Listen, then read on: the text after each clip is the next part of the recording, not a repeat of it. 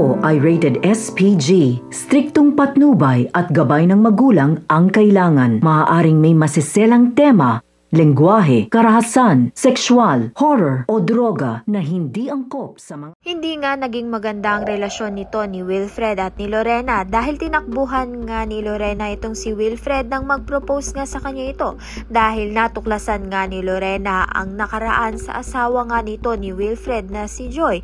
Si Joy nga ang aksidenteng napaslang noon nito ni Lorena na pilit nga niyang tinatakbuhan at kinakalimutan. Subalit huli na nga ang lahat dahil nga nagbunga nga ang pagmamahalan nga nila nito ni Wilfred. Subalit mas pinili nga nito ni Lorena na buhayin nga ang anak nilang mag-isa. Plano na nga talaga nito ni Lorena na sumuko na nga sa mga kapulisan at sabihin na nga ang katotohanan.